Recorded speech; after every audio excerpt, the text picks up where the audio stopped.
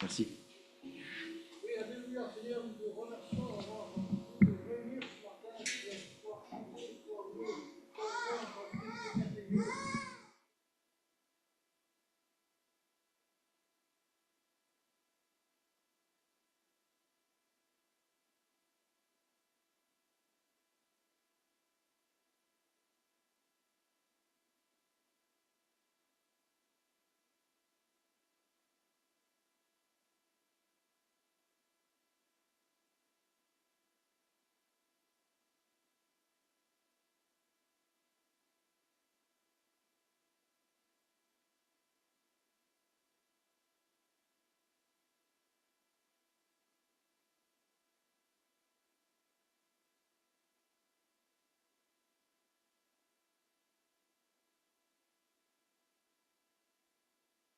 Amen. Est-ce que vous m'entendez bien? Faites ça. Moi, je vous vois. Alléluia. Béni soit Dieu. C'est vraiment une joie pour moi ce matin, un honneur aussi de partager avec vous la parole de Dieu. Et vraiment, je suis aussi vraiment, j'apprécie beaucoup ce projet parce que ce projet que Simon a présenté, pour moi, ce projet n'est que le fruit et le résultat d'un élément pour lequel Jésus est venu sur la terre, qui s'appelle le royaume de Dieu. Amen. C'est de ça qu'on va parler ce matin. Je vais vous parler, on va parler du royaume de Dieu. On va plutôt introduire. Le sujet est tellement riche. Alors, je me présente, je m'appelle David Salan, je suis pasteur depuis maintenant 28 ans. Je vois de mon épouse, parce que quand je me suis marié il y a 27 ans avec ma charmante épouse, ça faisait 1 an que j'avais commencé le ministère. J'ai rencontré le Seigneur très jeune, j'ai fait une expérience avec Jésus très jeune. J'ai grandi dans une famille où on n'était pas particulièrement croyant, mais lorsque j'ai écouté le message de l'évangile a vraiment changé ma vie. Alors, je dois vous donner cette information, comme ça vous le saurez. Je fais partie de la communauté des gens du voyage. Je sais que j'en ai pas l'air, je ne suis pas typé, mais je suis ce qu'on appelle communément appelant un gitan. Voilà, je ne sais pas si vous les voyez, ces gens-là. Souvent, il y a toujours une allusion un peu péjorative sur le sujet. Voilà, c'est ma communauté, j'ai grandi dans une caravane, j'appartiens à cette communauté, mais surtout au-delà de ça, j'appartiens à Jésus-Christ et la culture que je véhicule n'est pas celle de ma communauté, mais bien celle du royaume de Dieu. Amen. Alléluia. Lorsque Jésus change nos vies, eh bien, il y a quelque chose qui s'installe dans nos vies. C'est une vie nouvelle. Amen. Mais au-delà de ça, cette vie nouvelle, elle va vers l'extérieur. Amen. J'ai aimé le texte d'introduction du frère tout à l'heure. Je ne connais pas ton prénom. José, Éphésiens, chapitre 1er, où José a présenté ce que Paul était en train d'affirmer, parlant des bénédictions. Et la liste des bénédictions, elle est juste extraordinaire, n'est-ce pas? Et j'aime ce que Paul dit et que José a précisé. Quand l'apôtre Saint Paul parle des bénédictions, il ne parle pas de quelque chose que nous allons obtenir, il ne parle pas de quelque chose qui va se produire, mais bien d'un fait qui est déjà accompli. Mais c'est dommage parce qu'à la suite, Paul fait une prière particulière. Et c'est cette prière que j'aimerais faire et que je vais faire pour vous. Paul est en train de dire, je crois que c'est au verset 18, « Ma prière pour vous, c'est que Dieu illumine les yeux de votre cœur. » En d'autres mots, quelles que soient les paroles qu'on va prononcer, quelles que soient les listes de promesses qui vont être présentes, quelle que soit la qualité des choses que tu peux voir, tant qu'il n'y a pas une révélation de cet amour, une révélation de la manifestation de Dieu pour toi, eh bien, tu vas passer à côté de quelque chose. Tu vas dire, ah, j'ai senti quelque chose, il s'est passé quelque chose, mais tu n'as pas été changé et transformé de l'intérieur. Alors, ma prière pour vous, ce matin, alléluia, non, ce n'est pas que Dieu vous bénisse, parce que vous êtes déjà bénis. Ma prière pour vous n'est pas que le ciel descende sur la terre. Le ciel a déjà descendu. Ma prière pour vous, c'est que Dieu illumine les yeux de notre cœur. Et lorsque Paul écrit cette lettre aux Éphésiens, il parle à une église qu'on pourrait qualifier de poids lourd spirituel. Les Éphésiens sont des champions spirituels. Ce sont des personnes qui ont un niveau de spiritualité très élevé, une compréhension, une vérité est installée en eux. Et pourtant, Paul prie pour eux en leur disant, ma prière pour vous est que Dieu illumine les yeux de votre cœur. Nous avons besoin, Église, d'une fraîche révélation des mystères du royaume de Dieu. En d'autres mots, notre compréhension intellectuelle, quel que soit le niveau qu'on peut avoir, ne va pas nous permettre de comprendre ce mystère. Jésus, parlant du royaume de Dieu, disait « Mon Père, je te rends grâce parce que tu as caché ces choses à des hommes qui sont sages et intelligents, mais tu l'as révélé à des enfants. » Nous avons besoin d'une révélation. Amen. Et alors, je sais qu'ici, ce matin, je m'adresse à des personnes qui ont confessé Jésus et nous sommes des gens qui ont déjà reçu quelque part cette révélation de l'amour de Dieu. Mais j'aimerais vous rappeler un fait, Église. C'est que cette révélation, elle n'est pas que ponctuelle. Elle doit être continue et elle va en progression. Ça ne vient pas de moi. Le concept, c'est Paul qui nous l'affirme dans 2 Corinthiens au chapitre 3, alors qu'il dit « Parce que nous contemplons le Christ, nous sommes transformés de gloire en gloire. » Paul est en train de dire qu'il y a une évolution dans cette révélation. Amen. Amen. Alléluia. Alors j'aimerais qu'on puisse fermer nos yeux, baisser nos têtes un instant. Je sais que c'était fait, mais j'aimerais prendre le temps de prier pour vous. Alléluia. Notre Père qui est dans le ciel, ce matin, nous nous tenons dans ta présence et nous nous tenons dans ta présence par la foi. Nous avons l'assurance, Seigneur, que par la foi, nous avons un accès dans ta présence. Et ce matin, Seigneur, nous tenons ici, nous l'Église, et de manière, Seigneur, collective, Seigneur Dieu, pour appeler ce pourquoi le Fils de Dieu est venu sur la terre. Et ce que nous appelons ici, c'est la manifestation du royaume de Dieu. Alors je prie ce matin que ce message, Seigneur, puisse être un moyen de restauration, de révélation, de bénédiction, Seigneur. Un moyen, Seigneur, qui amène le ciel à se manifester dans nos vies. Je prie, Seigneur, que les yeux de notre cœur, que notre intelligence s'ouvrent ce matin pour comprendre, pour saisir, Seigneur, cette parole. Ô notre Père, à toi soit toute la gloire dans les lieux célestes et aussi sur la terre, dans le nom précieux de Jésus. Et ensemble, est-ce qu'on peut dire un amen dynamique? Amen.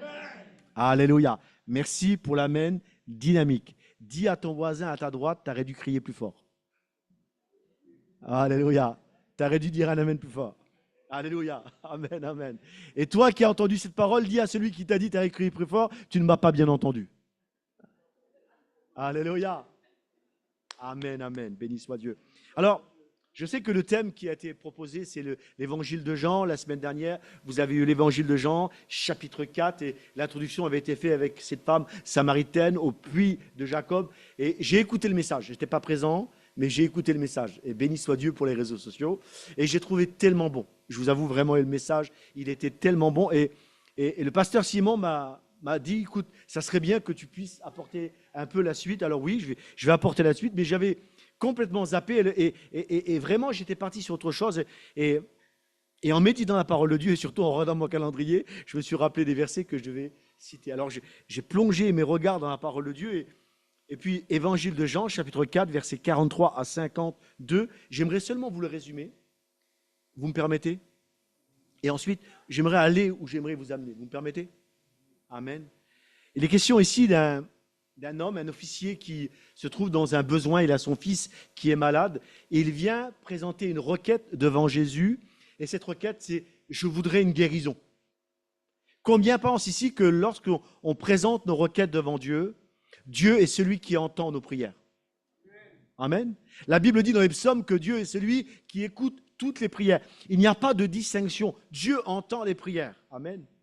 Il ne tient qu'à nous de bien les orienter, bien sûr. Et la Bible dit que alors qu'il plaide pour la guérison de son fils, eh bien, la Bible dit ceci, au verset 50, Évangile de Jean, chapitre 4 et verset 50, Jésus ne va pas se déranger. Vous savez, c'est quelque chose d'assez exceptionnel. Et ce message illustre parfaitement un élément tellement profond du royaume de Dieu qui est la foi.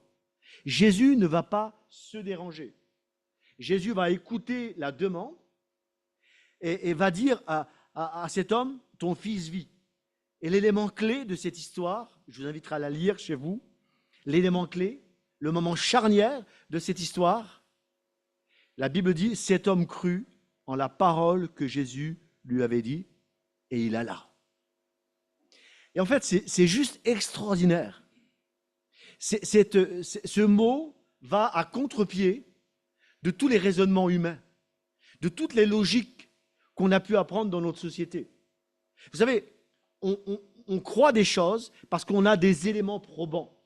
On croit dans la science parce que les éléments tentent à prouver que la science nous affirme que la médecine peut arriver dans tel domaine, etc. On croit dans ces choses parce qu'on a des éléments probants. On a une preuve matérielle. On croit par exemple que la gravité existe parce qu'elle a été démontrée par Isaac Newton et elle a été un peu plus élaborée par Albert Einstein. On croit dans ces choses-là, n'est-ce pas? Faites ça avec la tête? Ok, on est bien connecté. Mais Jésus, à ce moment-là, va à contre-pied des éléments probants qui font qu'on peut croire. Il dit à cet homme, tu rentres chez toi, je ne me dérange pas. Et ton fils vit. Et ce qui est juste spectaculaire, c'est que cet homme crut. Et à partir du moment où il croit, ce n'est plus la parole de Dieu qui, est quelque part, agit. Elle a déjà agi, cette parole. C'est la foi de cet homme qui met la parole de Dieu en mouvement et qui permet à la parole de Jésus d'atteindre son fils dans l'endroit où il se trouve. Et j'aimerais vous dire, Église, c'est que souvent nous disons, et j'ai fait partie de ceux qui en prière disaient à Dieu, parle-moi, parle-moi. Mais j'aimerais vous dire, Dieu a déjà parlé. Amen. Et sa parole est claire. Et le défi de nos vies, et c'est le défi, c'est non pas de faire parler Dieu à nouveau, mais de croire déjà ce qu'il a dit. Amen. Amen. Et vous savez, c'est parfois un défi, parce que ce défi, ce n'est pas se battre contre le diable et les démons, c'est se battre bien souvent contre notre entendement à nous. Dieu a parlé. Amen. Et l'élément le plus paralysant dans nos vies n'est pas le diable, contrairement à ce qu'on pourrait croire, c'est notre raisonnement. Notre raisonnement. Et la manière dont on va raisonner peut soit nous permettre d'avancer dans la foi, ou soit nous paralyser dans la foi. Parce qu'il y a la foi, puis il y a les croyances. Et le problème que nous avons, le problème que moi j'ai rencontré, je vous parle un peu de mon histoire, comme ça je ne jugerai personne, c'est qu'au cours de mon cheminement de foi, dans ma vie chrétienne, il y a certaines fois où j'ai eu des échecs. Et le problème qu'il y a, c'est qu'au cours de mes échecs, parce que parfois ça arrive, des fois on demande quelque chose, on ne reçoit pas, va dire l'apôtre Jacques, parce qu'on demande mal, ou parfois notre prière, elle n'est pas bien orientée, ou parfois on n'a pas assez insisté. En tout cas, il y a tellement d'éléments. Et parfois, dans notre cheminement de foi, on se retrouve face à des échecs. Est-ce que ça vous est déjà arrivé des fois, de demander de ne pas recevoir? Dites pas amen, faites ça avec la tête, je comprendrai. Ok? Vous savez, c'est quoi le drame? Le drame, ce n'est pas de ne pas recevoir. Le drame, c'est de faire de nos échecs une théologie. C'est un drame. Le drame, c'est de faire de nos limites comme une doctrine. Et ça, c'est un drame. Cette histoire m'apprend quelque chose d'essentiel. Elle illustre parfaitement ce que Jésus veut manifester dans nos vies. Et ce qu'il veut manifester, l'apôtre Paul va poursuivre en disant que c'est le royaume de Dieu. Et le royaume de Dieu, c'est la paix, c'est la joie. Mais comment je rentre dans cette dimension? Comment je reçois ce que Dieu a pour moi? Simplement lorsque je crois.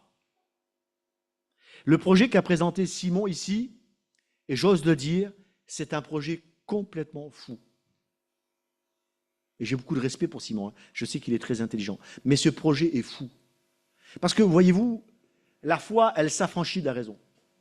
La foi, elle s'affranchit des limites humaines. La foi, elle s'affranchit d'une expérience négative passée. Je n'oublierai jamais dans la Bible, lorsqu'une femme malade depuis de nombreuses années et qui a dépensé son bien et son argent entre les mains de nombreux médecins, entend une parole, et cette parole lui suggère qu'il y a dans la ville un homme qui s'appelle Jésus et qui guérit les malades. Et cette femme a une foi tellement extraordinaire qu'elle se dit en elle-même, je ne vais pas le déranger, je ne vais pas y parler, je vais seulement le toucher, et parce que je vais le toucher, ce qui est en moi, qui est mauvais, va partir. Amen. La foi, écoutez bien, Église, active le ciel. Amen. Merci pour l'alléluia. La foi active le ciel. Et le ciel n'est pas paralysé parce que les ténèbres ont parlé. Et le ciel dans nos vies et le royaume de Dieu, ou la manifestation du ciel, parfois peut se retrouver paralysé. Parce que nous permettons à notre foi d'être atrophiée. Nos croyances limitantes. Quand je lis ce miracle, il est juste extraordinaire dans la mesure où Jésus ne se dérange pas et une parole est déployée et quelqu'un croit dans cette parole. L'apôtre Paul nous rappelle que la foi, elle vient de ce qu'on entend. Et ce qu'on entend vient de la parole de Christ, n'est-ce pas? Mais j'aimerais aussi vous rappeler un élément qui n'est pas biblique, enfin, qui n'est pas dans les Écritures, mais qui pour moi est biblique. Il y a une différence. Hein. Il n'est pas dans la Bible, mais c'est biblique. C'est que la peur et le doute également viennent d'une parole. Et cette parole vient de la bouche du diable. Si la foi vient de la parole de Christ, et ça c'est Paul qui l'affirme, la peur et le doute et la limitation viennent également d'une parole et d'une information, celle que Satan télécharge dans nos vies.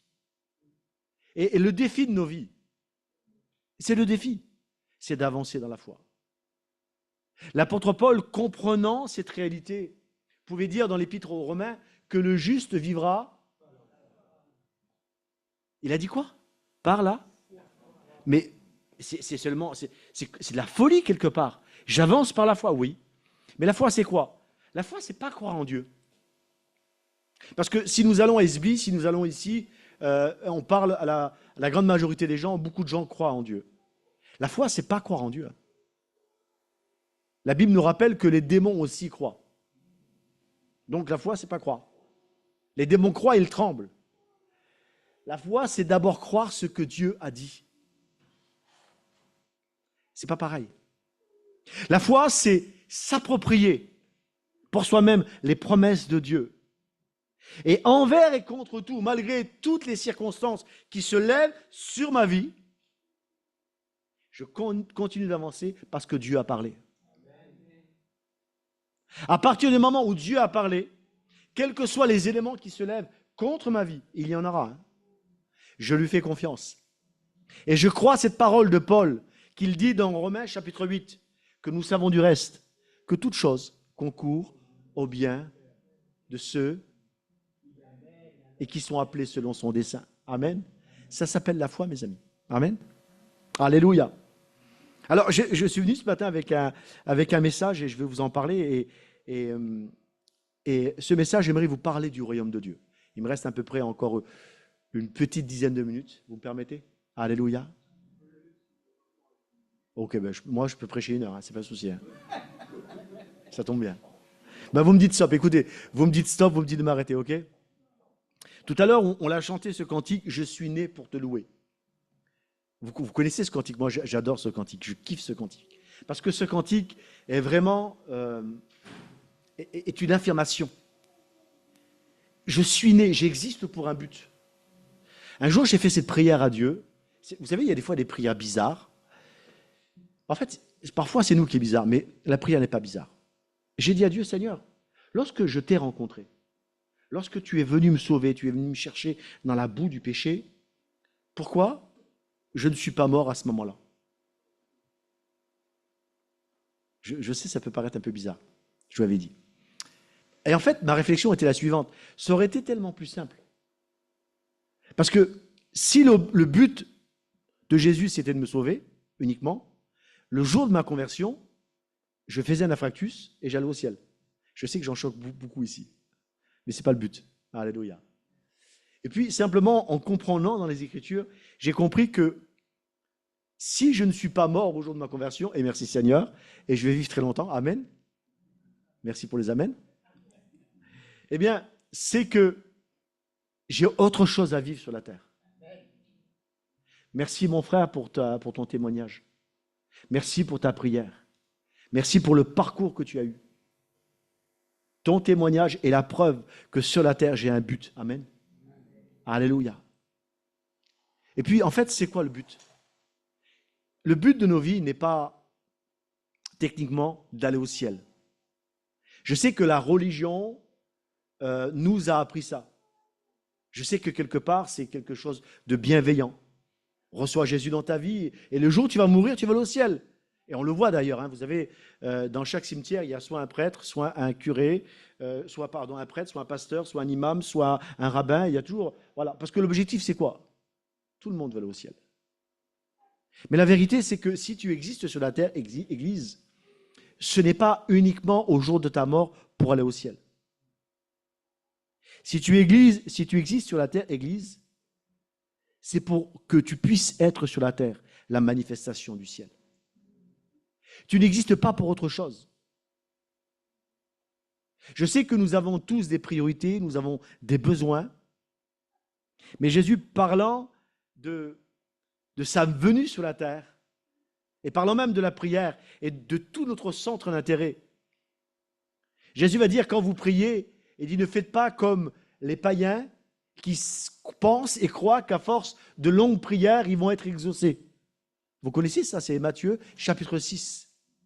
Les païens, à l'époque, les gens qui étaient dans l'Empire romain, croyaient en toutes sortes de dieux, ils pensaient qu'avec une multitude de mots, ils allaient faire plier le cœur de Dieu ou la main de Dieu en leur faveur. Alors, ils suppliaient, parce qu'ils pensaient que Dieu n'était pas pour eux, mais contre eux. Jésus leur dit, ce n'est pas comme ça que ça marche. Ce n'est pas la quantité de tes prières qui va amener le ciel. Jésus, poursuivant encore, parlant de la prière, et va dire, ce n'est pas non plus la beauté de tes prières. Et là, il parle des pharisiens. Parce que les pharisiens faisaient de belles prières. Vous savez, dans les églises, je visite pas mal d'églises, et des fois, on voit de belles prières. N'est-ce pas?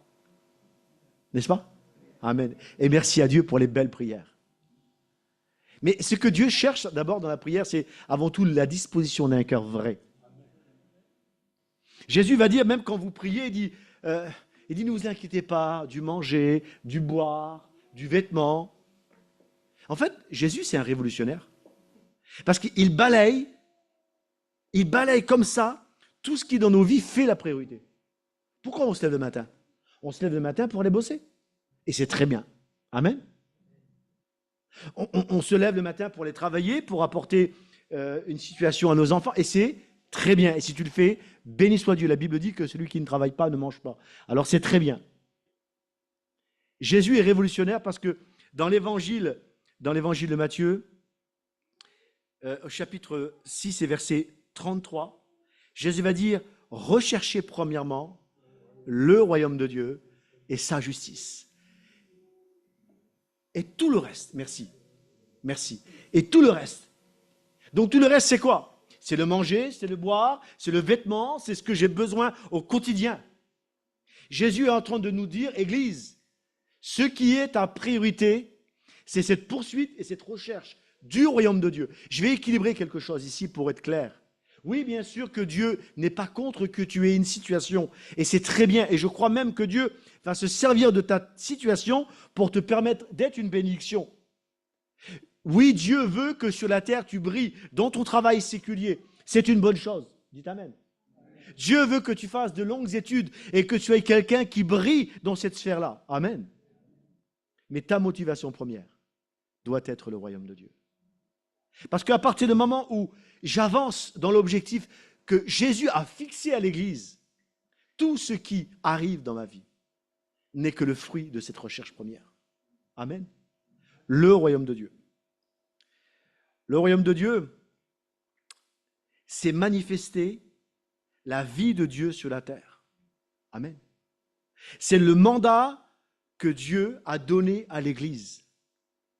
Ce n'est pas le mandat que Dieu a donné à un pasteur, à un ministère, c'est le mandat que Dieu a donné à l'Église. Jésus a dit, parlant de l'Église avant qu'il meure à la croix du Calvaire, il disait, vous êtes le sel de l'Église d'Esbly. Non. Et vous êtes le sel de la terre. Vous êtes la lumière. Alléluia. Le projet qui est présenté ici ce matin par Simon, c'est ça. C'est être une lumière dans cet environnement. Parce que la vérité, c'est quoi? Il y a combien d'habitants dans cette ville? J'ai compté hier à Esbly, il y a 6233 habitants. Mais ça évolue. Il y a combien d'habitants dans cette région? Il y en a des milliers. combien connaissent Jésus? Église, j'aimerais te dire, tu es sur la terre le moyen par lequel le monde voit Jésus. Tu es, par ta vie peut-être, la seule Bible que ton voisin va lire, c'est ta vie. Tu es sur la terre. Ce Jésus qui marchait il y a 2000 ans, sur les territoires de Galilée, ta vie est sur la terre, ce que Jésus était il y a 2000 ans. Vous êtes le sel, amen, et la lumière du monde. Amen. Voilà la clé, voilà la structure, voilà la raison et voilà la puissance de nos vies. Ce royaume de Dieu. Ce royaume de Dieu, Paul pouvait dire dans Romains chapitre 14 et verset 17, le royaume de Dieu n'est pas seulement le manger et le boire. Là encore, Paul balaye tout ce qui fait nos priorités. Mais il dit, c'est la justice, c'est la paix, c'est la joie par le Saint-Esprit. La justice, c'est celle que Jésus a accomplie à la croix du Calvaire en mourant pour le péché de tous les hommes. Il a accompli de manière parfaite la justice de Dieu. Amen. Une croix ici est représentée. Et le but de cette croix ici, dans cette assemblée et dans toutes les assemblées que vous allez avoir, n'a pas pour objectif de nous faire culpabiliser. Pas du tout. Mais simplement pour nous rappeler que la justice de Dieu a été accomplie dans le corps de Jésus. Amen. Paul poursuivant, il dit que ce royaume, c'est aussi la paix. Cette paix que Dieu a déjà établie en toi. Évangile de Jean, chapitre 14, si je me rappelle, Jésus a dit, je vous donne et je vous laisse la paix. Cette paix, elle est établie en toi. Dites amen. Amen. La paix, tu l'as. Alléluia. Et la joie est le produit, alléluia, qui sort de ta vie, par lequel le monde voit, alléluia, le caractère de Dieu. Amen. Église, tu es sur la terre et c'est ton objectif, la manifestation du Dieu du ciel. Quand je lis le concept du royaume de Dieu, quand j'étudie le concept du royaume de Dieu, ce concept-là n'est pas venu avec Jésus, pardonnez-moi. Il est venu seulement le rétablir. Le concept du royaume de Dieu commence, Genèse, chapitre 1er. Je sais que peut-être que je bouscule quelques théologies. Tant pis. Mais quand Dieu dit sur Adam, créons l'homme à notre image, Dieu poursuit en disant « et qu'il domine ». En fait, Dieu, en Adam, avait un objectif premier, que Adam, l'homme, c'est-à-dire notre ancêtre à tous, soit sur la terre ce que Dieu est au ciel. Adam reçoit ce mandat, cette autorité. Adam parle sur la terre comme Dieu parle. Adam agit sur la terre comme Dieu agit. La suite de l'histoire, vous la connaissez tous. Malheureusement, c'est une tragédie. Adam, plutôt Ève en premier. On va mettre ça dans l'équilibre, merci. Ève en premier, Genèse, chapitre 3, suivi d'Adam, qui lui, bien, n'est pas non plus super parce qu'il a suivi le truc. Se soumet au péché et perd ce mandat. Et on connaît le résultat, le fruit. C'est que nous avons perdu les clés du royaume de Dieu. Nous avons perdu la capacité sur la terre de manifester le ciel. Nous avons perdu le mandat sur la terre d'amener le ciel. Or, Jésus vient sur la terre. Oui, il porte le péché des hommes. Et si tu n'as pas encore reçu Jésus dans ta vie ce matin, eh bien c'est possible. La Bible dit que si tu confesses de ta bouche et tu crois dans ton cœur, tu parviens au salut. Un peu comme cet homme que j'ai dit précédemment, évangile de Luc, il a simplement cru et parce qu'il a cru, il a reçu là où il était la guérison et la bénédiction est venue. Mais le mandat de ta vie sur la terre, c'est de voir ce que Jésus a opéré sur la terre. Posons-nous la question. Et je sais que je parle ici maintenant à des hommes et des femmes qui lisent les évangiles. Vous lisez les évangiles? N'avez-vous pas l'impression que le ministère et la vie de Jésus est un petit peu comme un laboratoire qu'on va observer, en fait, pour nous démontrer que ce qu'il a vécu sur la terre, non seulement c'est possible d'être vécu, mais c'est aussi ce que tu dois vivre. Les amens sont timides, mais c'est la réalité. Hein. Première épître de Jean, chapitre 4, c'est pas... Moi, je n'ai pas écrit la Bible. Première épître de Jean, chapitre 4, je crois que c'est verset 17, si de mémoire je suis bon. où l'apôtre Jean dit, parlant de Jésus, tel il est, tel il est, tel il est. Alors j'aime bien parce que ici, dans le français, c'est pas écrit au futur. Je crois que c'est écrit au passé composé. Tel il est, tel nous sommes, mais il poursuit, il dit, dans ce monde. Jésus est venu manifester sur la terre le royaume de Dieu. Il est venu rétablir le royaume de Dieu. Alors, rassurez-vous, ce n'est pas une doctrine de témoin de Jéhovah. Je suis bien évangélique comme vous, amen. Je crois qu'il y a un ciel. Mais le royaume de Dieu, c'est ma vie. Lorsque je manifeste la paix, la joie, au milieu de l'épreuve. Lorsque je suis attaqué, insulté. Et au-delà de ça, je manifeste l'amour. L'auteur aux Hébreux nous rappelle au chapitre 13, il dit « Recherchez la paix avec tous et la sainteté sans laquelle personne ne verra Dieu. » En d'autres mots, lorsque je marche dans la paix et lorsque je marche dans la sainteté, les gens voient à travers ma vie Dieu. Je suis sur la terre et tu es, Église, appelée à être la manifestation du ciel. Tel il est, parlant de l'Église, parlant de ta vie, tel nous sommes.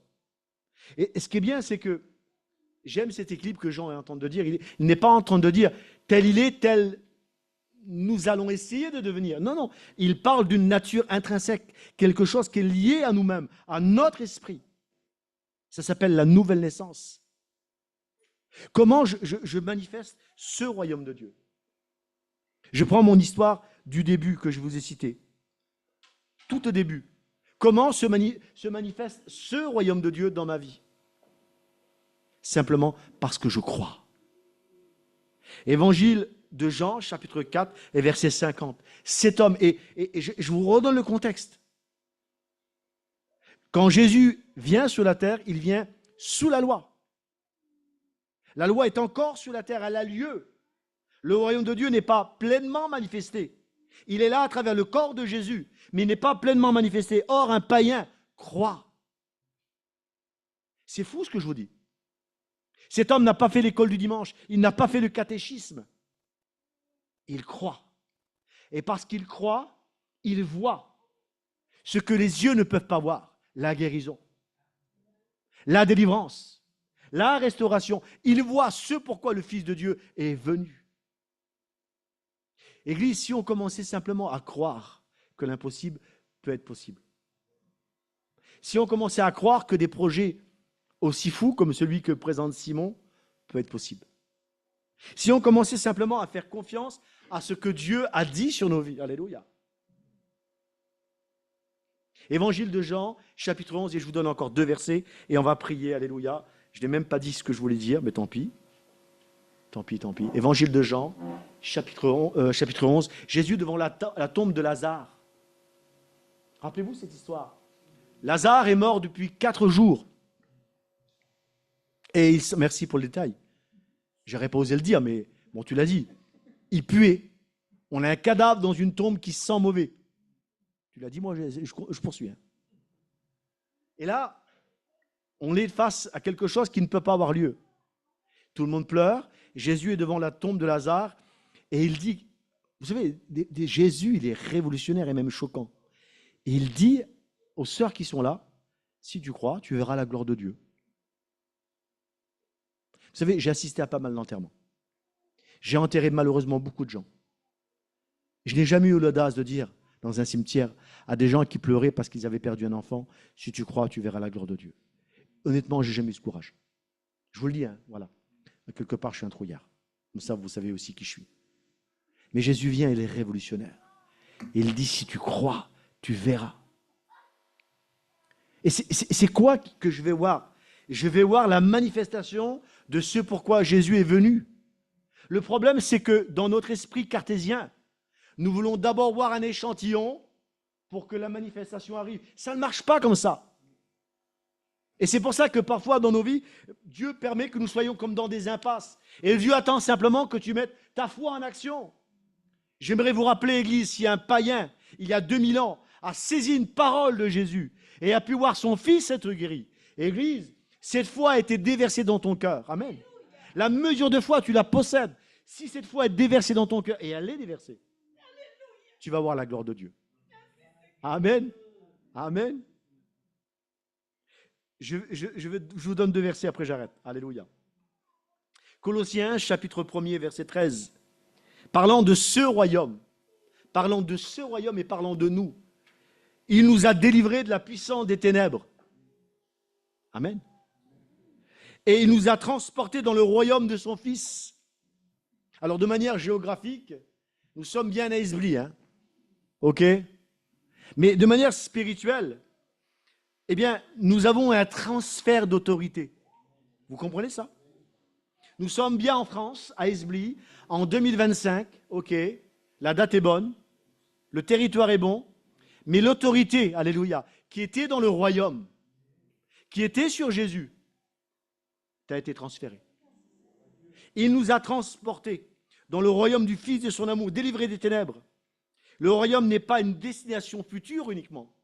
Elle est un transfert d'autorité maintenant.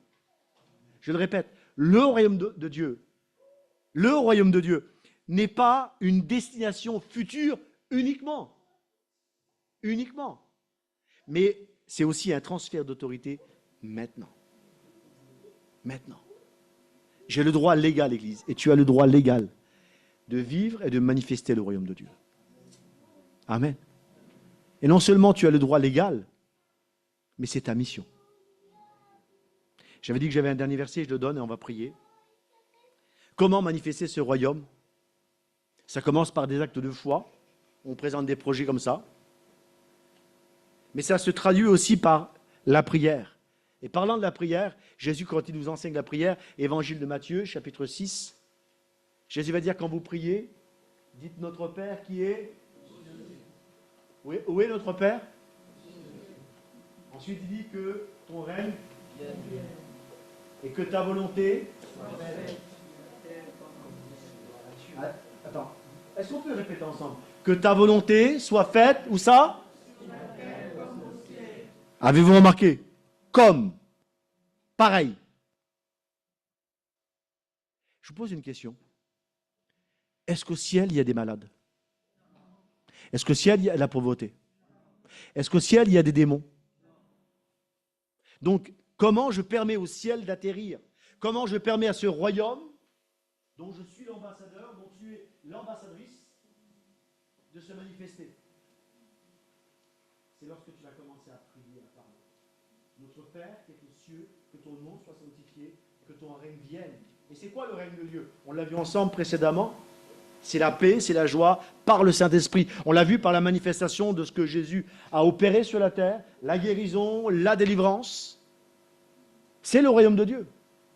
Mais parfois, le royaume de Dieu, à travers ta vie, ne va pas forcément se traduire par une guérison, mais par l'amour que tu vas donner à quelqu'un, par la bonté que tu vas produire envers une personne, par la générosité que tu vas offrir à quelqu'un, par l'hospitalité.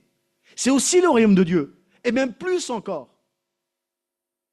Parce qu'il faut bien comprendre quelque chose. 3 minutes. Il faut bien comprendre quelque chose. Je crois qu'il y a quelque chose dans l'Église qu'on l'a malheureusement oublié. On l'a trop spiritualisé, le royaume de Dieu. De sorte que, on verra plus tard, on sera au ciel, on sera heureux. Et on l'a oublié que sur la terre, je parle de moi, pas vous, hein, nous les évangéliques, on doit manifester l'amour. On n'a pas tous des dons de guérison. Et peut-être que tu prieras pour 1000 personnes, peut-être que sur les 1000 personnes, peut-être personne ne sera guéri. Je dis peut-être. Hein. Mais tu peux aimer les gens. Tu peux secourir. Tu peux recevoir. Tu peux donner. Et on a ce problème dans nos églises. Pas vous, hein, parce que je vois que les projets sont très forts. Est-ce que vous avez déjà écouté parler du secours évangélique? Il n'existe pas. Il n'existe pas le secours évangélique. Par contre, le secours catholique existe. Est-ce que vous avez déjà écouté parler des restaurants du cœur de l'Église? Non, ils n'existent pas. Il y a un restaurant du cœur de Coluche. On se rend compte que notre société